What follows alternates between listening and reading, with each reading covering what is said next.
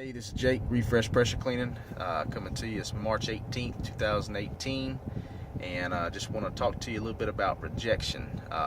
Somebody come in there and underbid you, and you lost the job. You know, now you're disappointed, and you hadn't really faced a whole bunch of that, and how do you go on from here? Well, let me tell you, the longer you're in business, the more you're going to lose jobs. That's just part of being in pressure cleaning. You're going to have Johnny over here with a Buick strapped with 200 foot of garden hose dangling down the highway, and he's advertising $80 house washes, and he's gonna hook a few. You know, he's gonna get a few customers and a few homeowners that just can't refuse that type of a deal.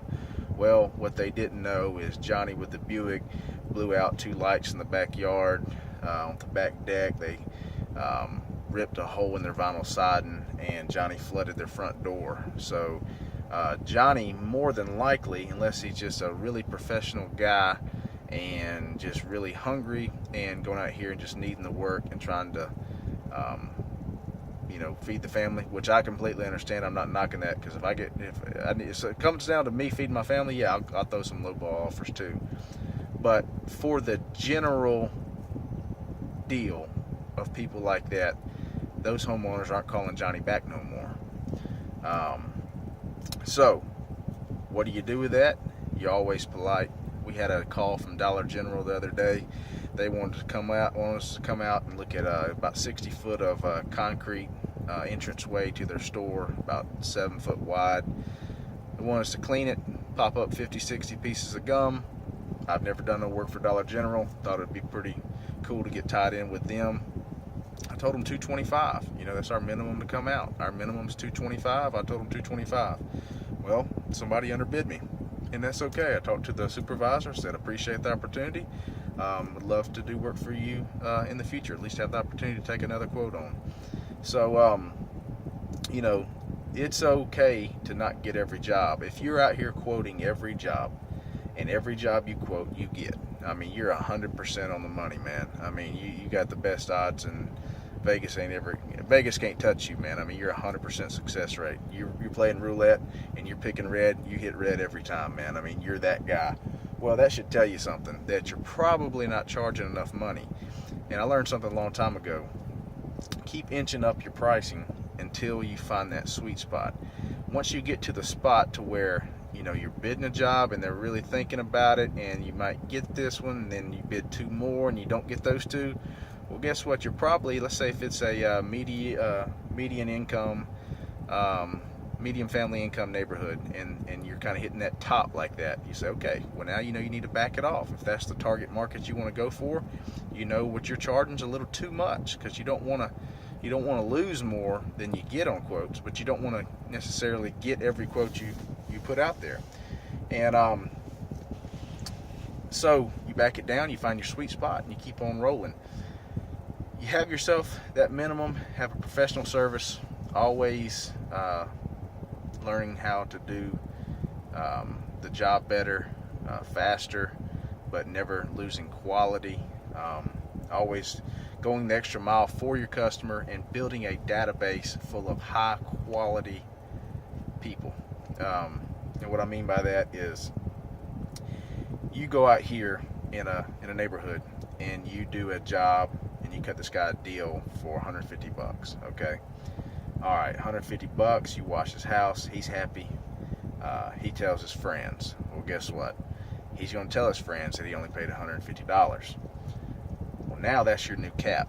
So now when those people call you, your cap's $150, because if you try to charge them $225, you're the bad guy, because now you cut neighbor down the street $150 and you're trying to charge them $75 more. You keep and stand by that minimum, and you eliminate a lot of that. You know, if the neighbor was $265 and now you're getting down here to this new guy that he referred you to, and you charge him $300, and he wants to know why, you can, you know, well, sir, you had an extra sidewalk, you had extra, you had a dirtier house, you had more mold, you know, but you're already in the ballpark. And then if you had to come down to $265, you're not getting hurt necessarily, you know what I mean? You're still making good money. But you know, let's do the math. you get takes you 3 years, whatever, however long, let's say 3 years, and you've done 1,000 jobs, okay? 1,000 jobs. And out of those 1,000 jobs, you've done, your customer average, okay, is $400.